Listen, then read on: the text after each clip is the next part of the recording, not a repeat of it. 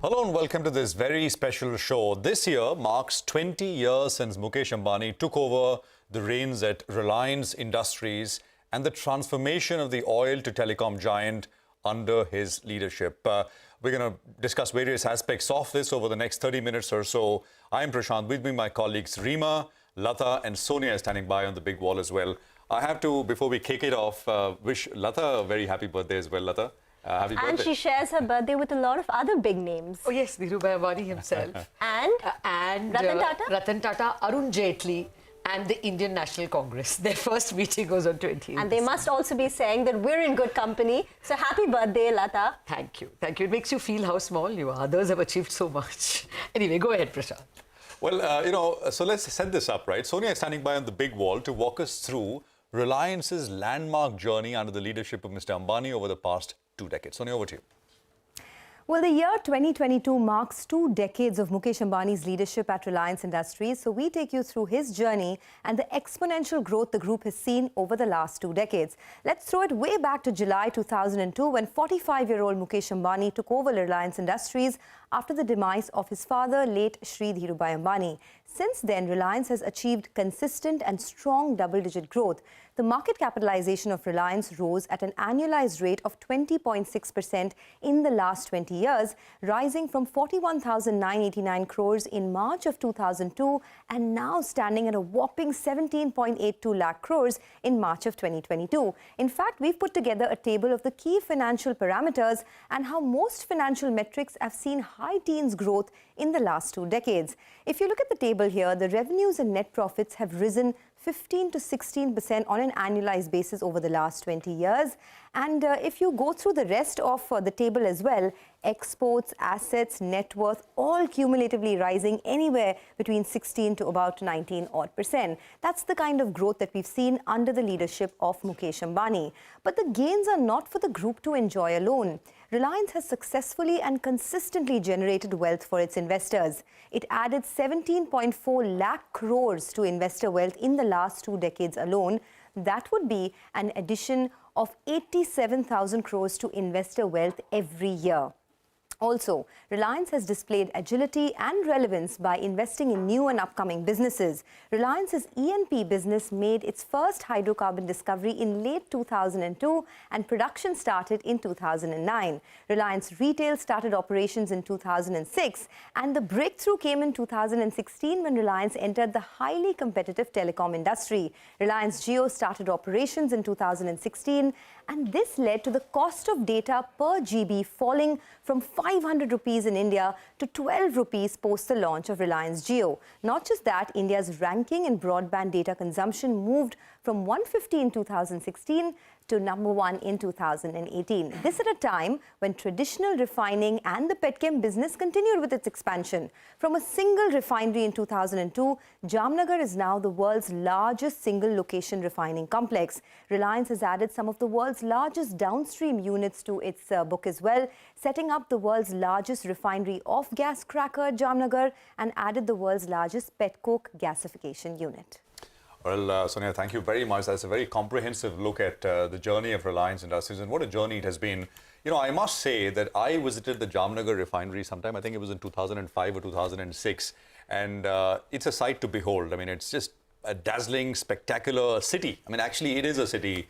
You know, you realize the scale of these things. I mean, we talk about refineries and, you know, petrochemical units, etc., but it's just something to see, to believe. And of course, as Sonia pointed out, the next one came up later, was commissioned, I think, in 2008, 2009 as well. So, you know, but I've only looked at Reliance for the last, what, 17, 18 years. But let's get someone who's looked at Reliance for much longer than that, a veteran really. Manish Chokani of Enam Holdings is with us. Manish, great to have you with us here. Thank you very much.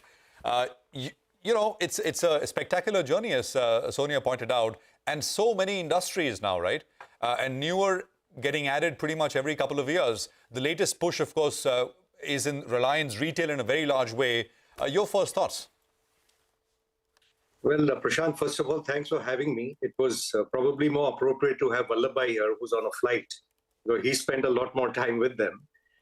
I was, of course, fortunate. I started, I don't know, many people will know, I was the first analyst covering Reliance way back in 1991. when they were just going to launch their GDR issue. And just to supplement what Sonia said, I think the profit of Reliance in that year was 150 odd crores, which is, at that exchange rate, $50 million. And from that $50 million to be at a $10 billion plus run rate of profit where they are today is just a staggering journey. It's 200 times in the span of this 30 years. And whatever one says about Mukesh Ambani will be, I think, limited, because what his achievements are and where he's led this company to, even before taking over as CEO, as you said, if you think of the refinery which was put up and all the petrochemical units which also came up and transformed Reliance from what was essentially a polyester and a PTA producer to petchem, and then to refining, and then onwards to E&P. And now eventually they will get into green hydrogen and so on, and transform the energy landscape of the country. It's just a staggering journey. And how the late Dhirubhai would say, we have to change orbits each time and not be satisfied in the orbit one has reached. So I'm just in awe and complete admiration for both the company and the person who has led it over the last, more than 2 decades now. Manish, actually, I wanted to start off at that point. Do you know of any other company that would be actually captive to commodity cycles if it was only petrochemicals, and then so neatly moved into cutting-edge mobility, communications, and then it could have been, there are many telecom companies which would have been just a utility, and then you so smartly convert that into using that utility for FMCG, retail, etc., cutting-edge use of the internet. Are there any other instances? I mean, it's a dramatic transformation. Well, Lata, I've said this before in one of your interviews. I think it may have been even 20 years ago, if I'm not mistaken, that in a nation's history, sometimes you get a Rockefeller, sometimes you get a Carnegie, sometimes you get, a JP Morgan. And we've been fortunate in a sense to get all this combined in one entity called Reliance in India, where they've constantly, changed, as I said, the orbits and gone to newer and newer things. With, at the heart of it, what my learning is, they've always operated on first principles, and they will drill down to actually the lowest atom of or unit of production, if I may call it that. And while, of course, Jio launch is shown on your chart as 2016, I remember working with them on what was the earlier avatar of Jio, which was Reliance Infocom, which is the 2001-2002 vintage, when again the vision of the company and the person was really to transform the way telecom was conducted. And they were clear even then that voice is history and it will be data as far back as 2001. And Dhirubhai had actually said we must get this down to the cost of a postcard.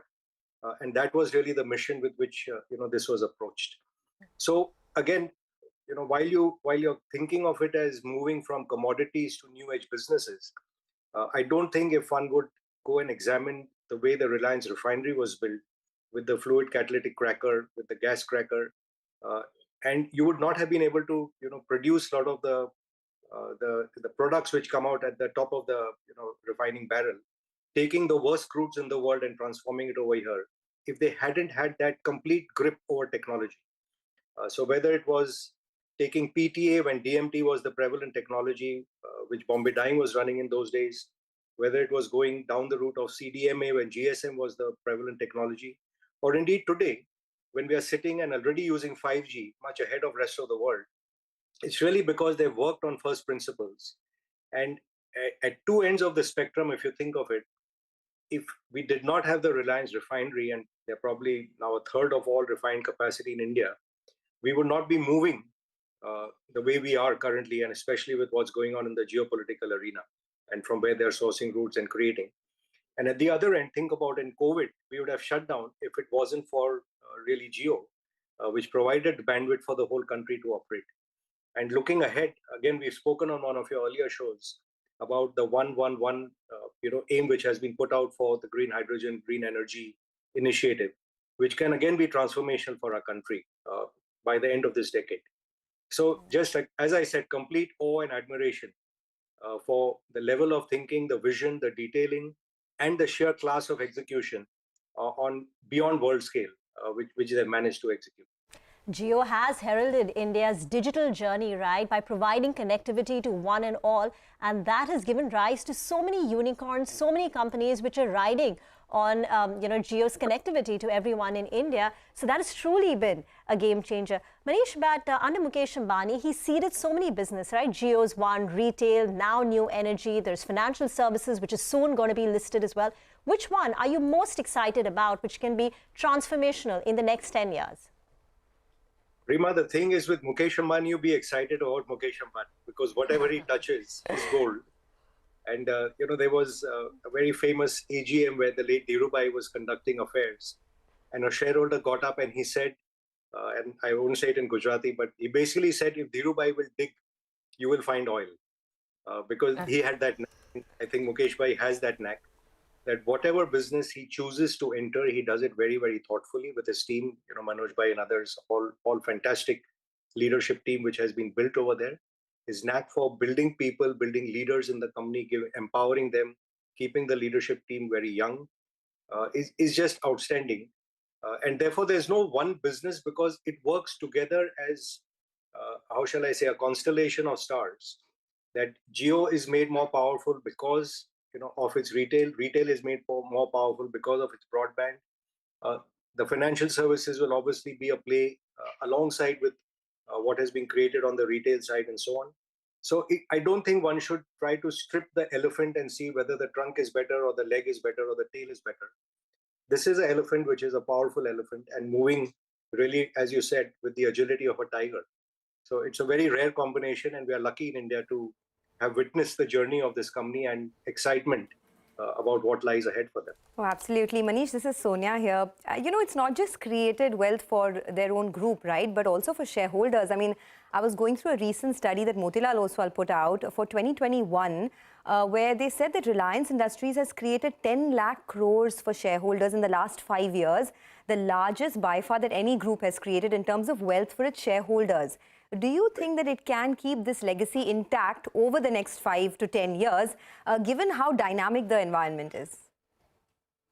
Sonia, I'm of course a votary of the company, so you're asking someone who's a deep admirer. And like you yourself pointed out, if you compound it at 20% per annum for 20 years on larger and larger incremental capital, it just tells you of the propensity of, knowing where the puck is going to. So while we in the markets may look 2, 3, 4 years ahead, here is someone who's used to looking 10 years ahead.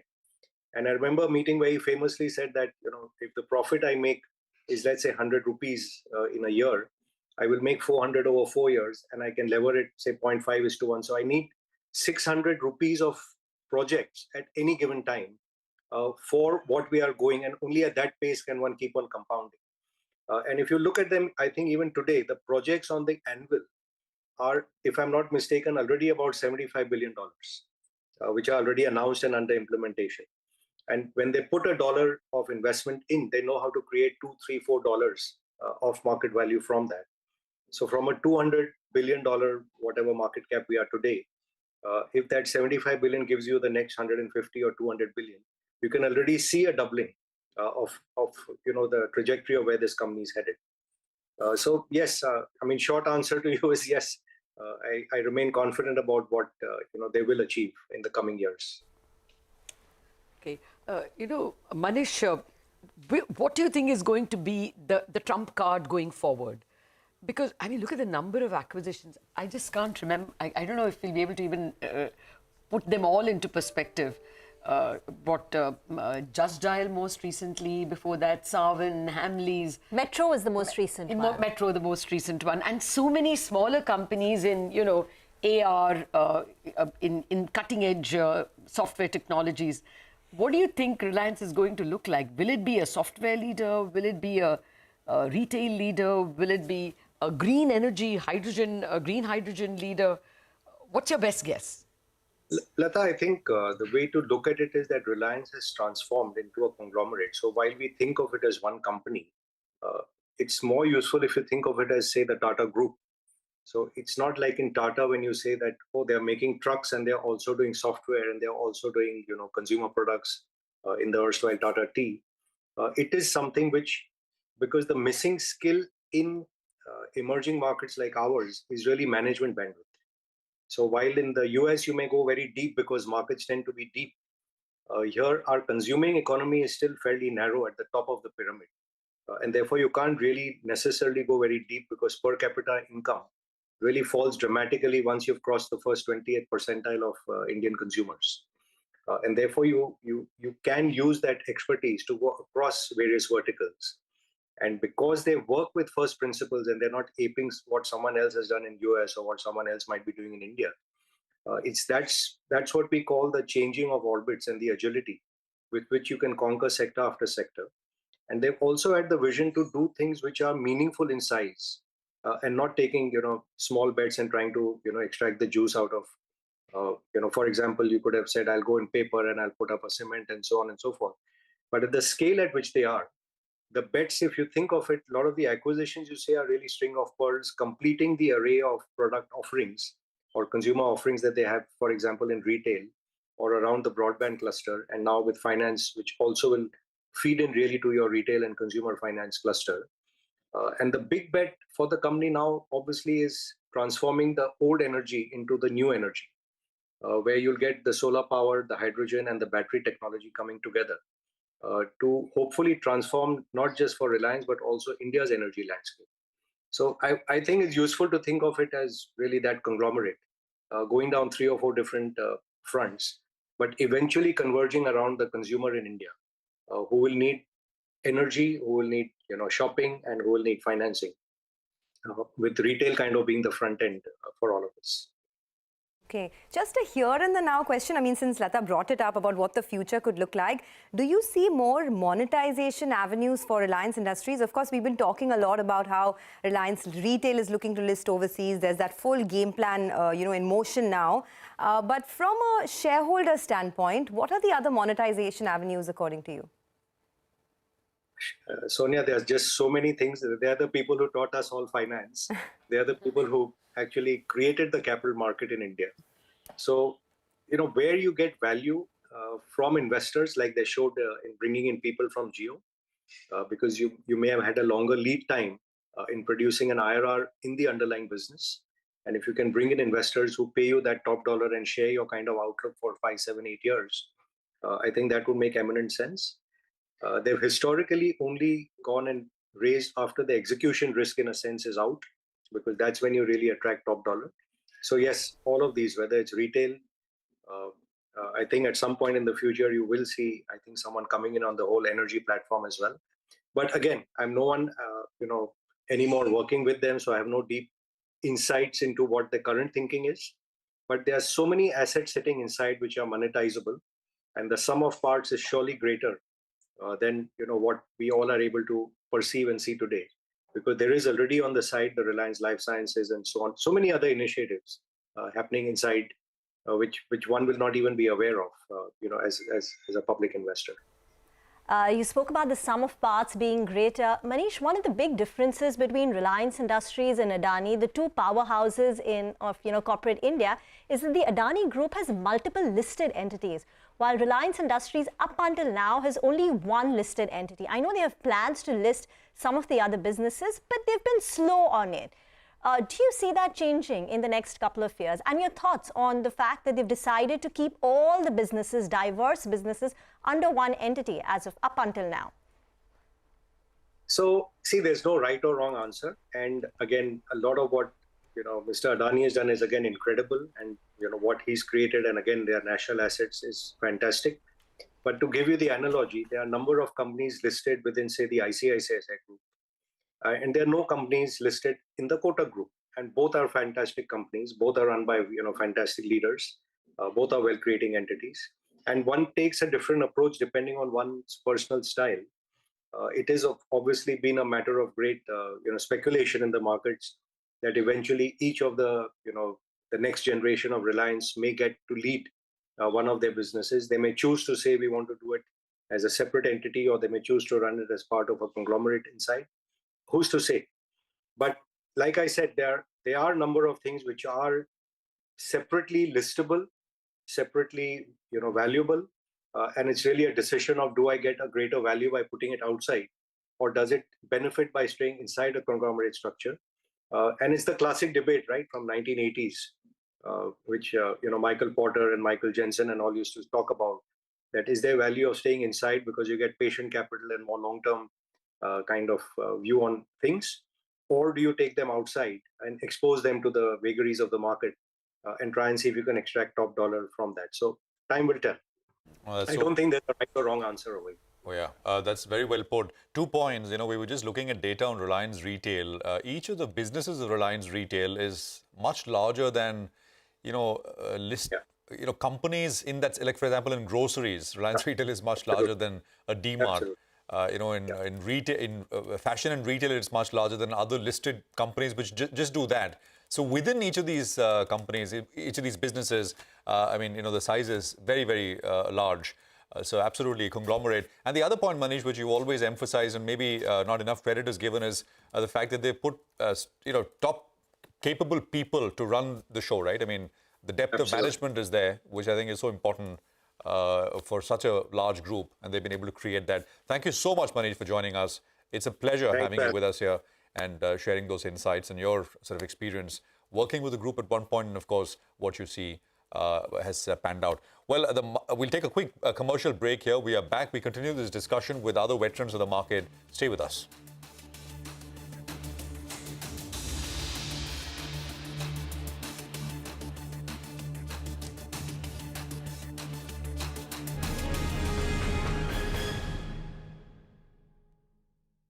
आज तबीयत ठीक नहीं लग रही, तुम ही सब काम निपटा दो ना।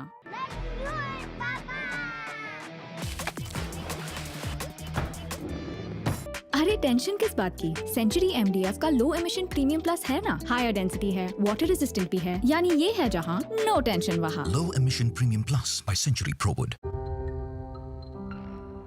Why did life test me? Why did it try to crush me, shake me, break me? Why me? Because it knew if I could take this test, I could take anything and say,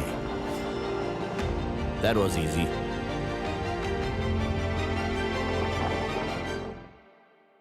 देखो देखो देखो नया TV देखो got the veggies from Chotu's shop. He gives the right rate. Yes, Papa. Decided 55-inch TV on this wall. Oh, super. I'll write out the check tomorrow. No, you don't. I will with my own money. Oh, wow. How come? Look at this advertisement. 30% assured returns on investment. I am also going to invest my money. So vegetables only from Chotu's shop, but investment advice from anyone? Papa, trusting a stranger's advice is never wise. But what about the TV? सोच कर समझ कर invest कर झाके रे झाके झरोके से झाके देख के दंग है छोटे बड़े सारे झाके रे झाके फ्यूचर को ये ताके तरक्की को टुक टुक हर कोई ताके झाके रे झाके Reimagineering brighter futures with smarter steels. ArcelorMittal, Nippon Steel India. Smarter steels, brighter futures. Welcome back. This year marks 20 years since Mukesh Ambani took over the reins at Reliance Industries, and under him, we've seen the company transform, expand its oil business and get into so many new businesses like telecom, retail, new energy. We've been discussing the transformation of Reliance Industries, the great heights Reliance Industries stock price, the company, its financials have soared too. And to continue the conversation, we're now joined by Prakash Diwan. He's also been watching Reliance Industry financials for how long now? Prakash, how many years since you've been tracking Reliance? I think as long as I remember making some sense of balance sheets, I think Reliance was the first company that we started working on. And in fact, my career started with Reliance from the campus. I was part of the RPPL, RPEL projects from the campus. We were recruited. It used to be called Ilu Pilu at that point in time, very fondly by retail investors. So it's been a long journey, yes, with Reliance, not just on the capital market side, but even as a company. I also had the privilege of working on some of their AGMs at Moti Khawdi in Jamnagar, in 95, 96. I remember 2 years that I was part of that on the R&D side. So yeah, it's been a great journey, learning from them, getting inspired, and then of course tracking them very closely. Okay. Prakash, good morning. Must be, a nightmare to value a company like this, right? Because like Manish was saying, this is like trying to find a market price for the Tata Group because it is so many companies. How did that feel? I mean, you must be undergoing that nightmare even right now.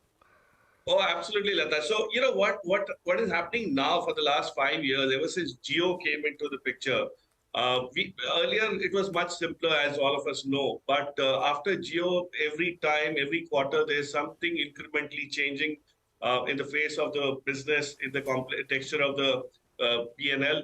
And now it's in fact much more complex with so many of these acquisitions which are still not in the public domain in terms of having discovered values. For example, the Metro acquisition. I mean, you only know what they paid for it and at what EV they have bought it. But when it comes to valuations, all of that gets clubbed very wrongly. So in terms of other activities, but the core business is something which you do, and that's why earlier, if you recall, when we used to discuss Reliance numbers, it was with just one analyst from your side, one team from your team.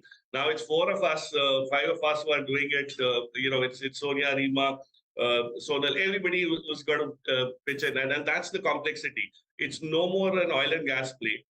It's in certain quarters, it's kind of so starkly retail, so starkly telecom that you just can't ignore that. So it is complex. But what's changed also simultaneously is the way the business is growing and evolving, Lata. It has given all of us a huge chance to understand those businesses right from inception, for particularly telecom. It's thanks to Jio that we've started understanding telecom so well, because we've seen it right from the start when it took off, and then every year it kind of kept on morphing into this mega consumer business that it is now. So yeah, I mean it's complex, but it's interesting. And it's always a challenge to be able to do that right and in time every time the quarterly numbers are out. Okay, and Reliance is also well regarded for setting a very high standard of corporate governance, right? I mean, we all know that last year in 2021, they underwent this whole corporatization of different entities. Yeah. Each entity was created with their core strength, with professionals in order to perhaps attract investors, attract alliances.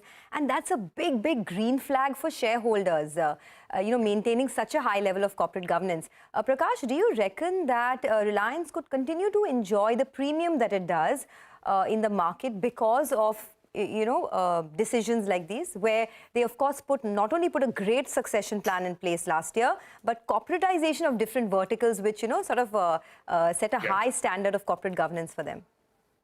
Oh, absolutely, Sonia. So what in fact, it's not just continuity of that premium valuation that gets accorded to such clarity and such well-governed corporate structures. But the time of the pandemic, when the fundraise happened from some of the best-in-class marquee investors for businesses that were yet to start turning cash positive or profitable in a big way, was precisely the answer to this question, saying the world looks at Reliance as the benchmark for what a large, meaningfully large corporate in India would do to make itself at par or probably superior to a lot of global standards. In fact, when you look at Reliance from outside, and when you talk to people who look at Reliance from the outside world, it's so simple. They don't recognize a lot of the companies because of size and scale not being optimal. Here's a company, a business that's absolutely aligned with what is long-term investing all about. I mean, any of the businesses, if you see, comes with that with a very clear timeline, which is 9 years, 10 years, 12 years from now. I mean, there's nothing which is going to happen overnight. And to be able to maintain that kind of confidence, you need great corporate structure. You need very well-governed corporate structure. So I think the corporate governance it goes hand in hand if you have to scale up and attract global capital of this nature. And then in times of crisis when capital was scarce, that's exactly when Reliance actually got the biggest chunk of its capital pay in the recent years. So you're absolutely right. That is something which will continue to not only draw premium, but will probably set the tone for the next few businesses, which could probably be spun off at some stage. I'm not sure when that happens. We're not aware of the timeline. But at some point in time, that will start making a big difference when some of these businesses will independently be going for listing. And then that's where all these structures will start getting priced into that premium valuation that you mentioned.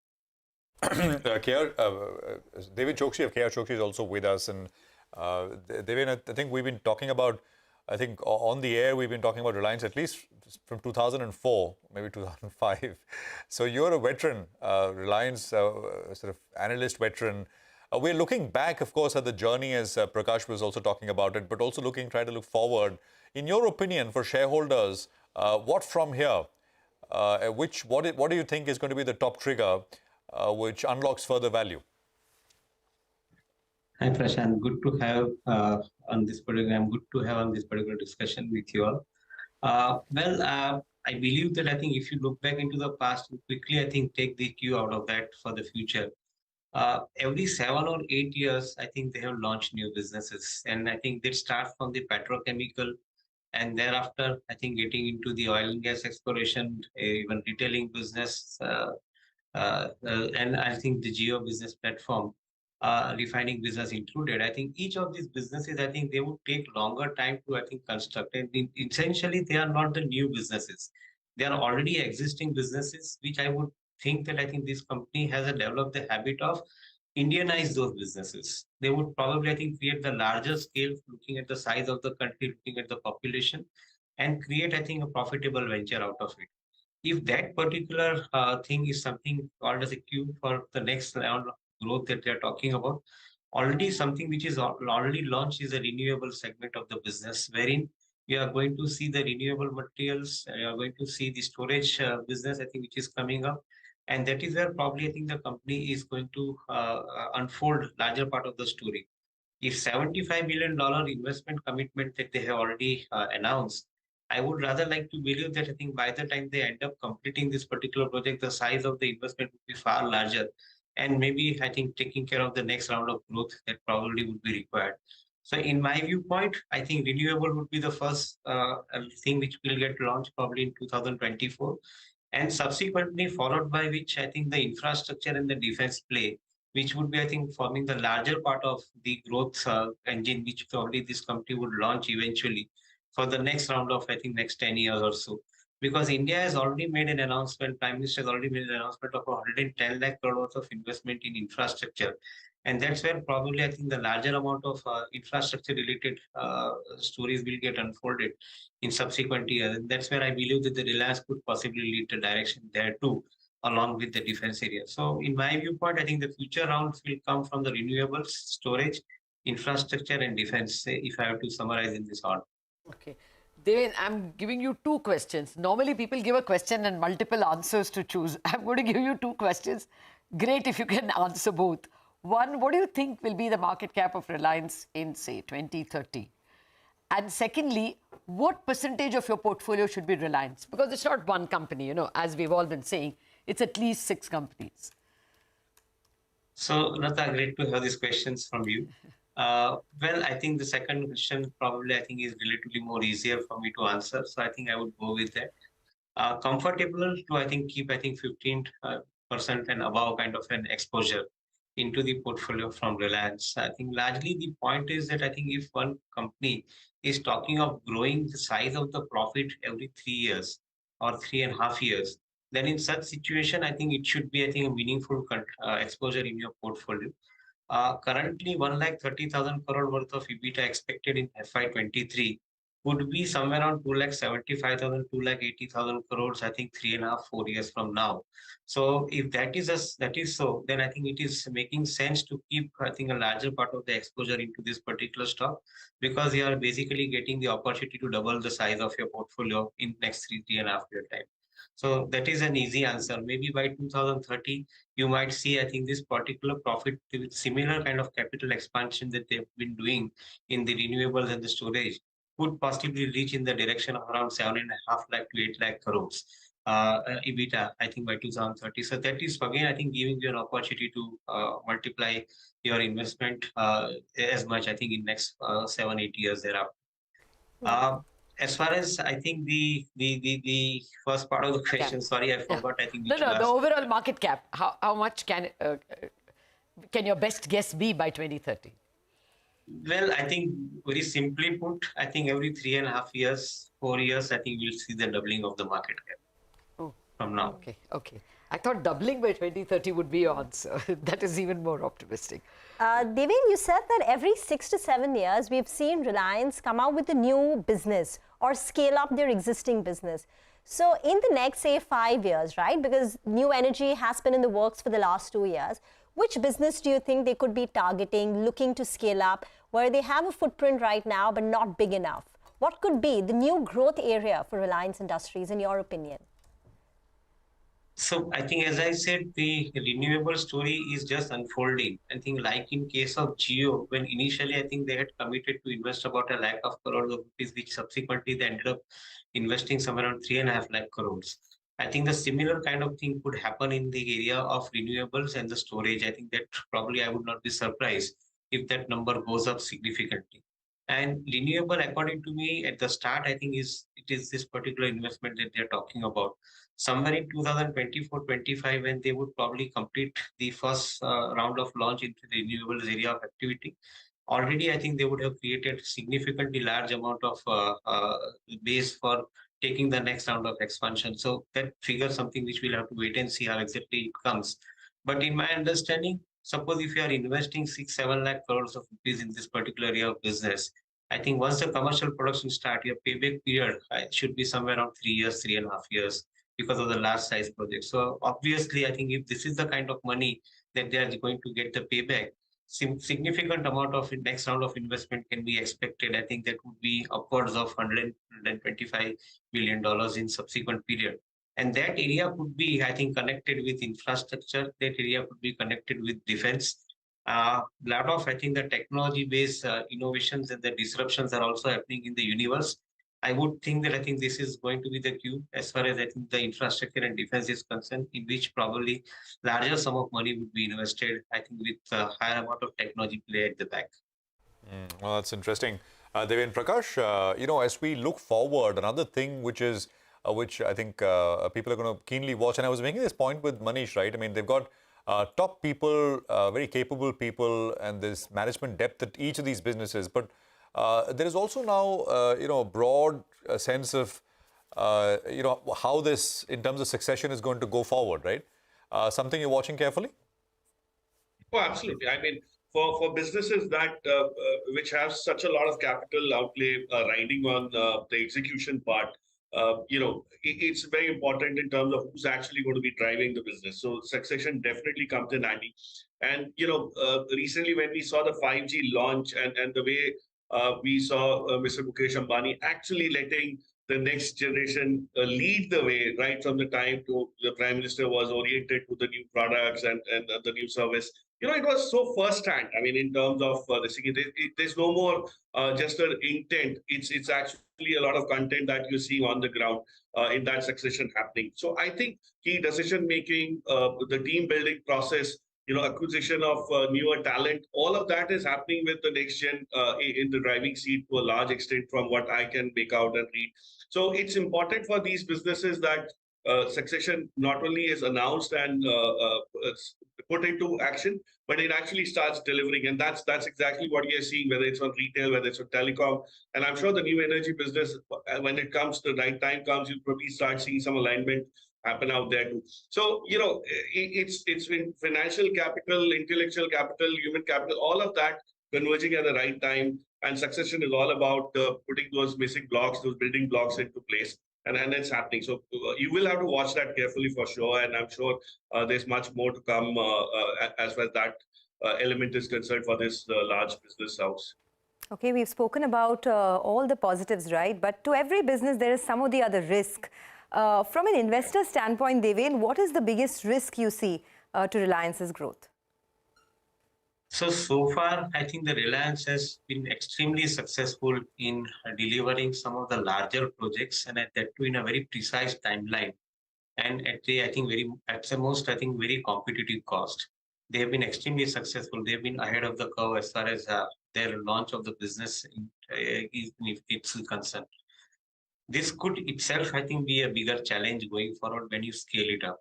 because larger the scale, larger the requirement of implementation, and at that point of time, any kind of miss on this particular subject would invite, I think, some amount of risk. That is for sure. So that is broadly generalized.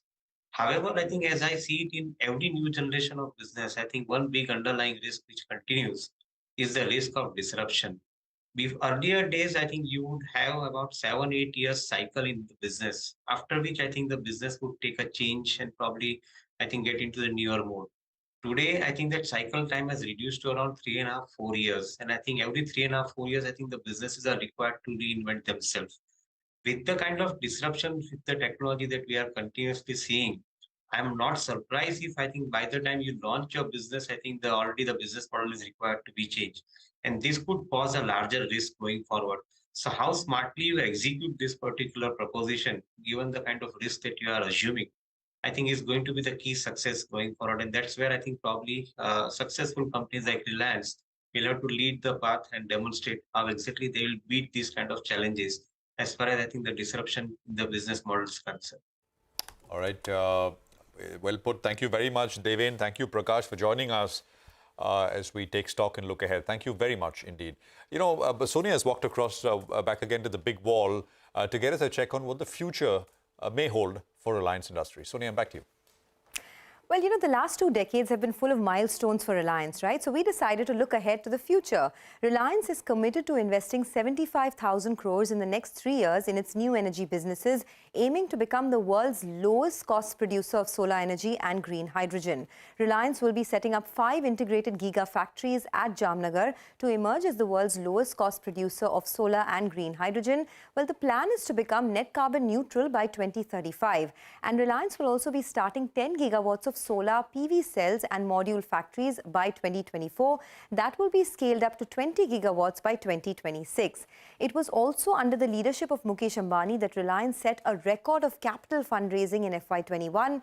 It raised more than 2.5 lakh crores through the rights issue and minority stake sales in Jio Platform and Reliance Retail Ventures to global marquee investors. Now, during FY21, Reliance was the single largest FDI generator for India at a time when most businesses were just struggling to survive. Finally, let's wrap this up with Reliance Industries' commitment to corporate social responsibility.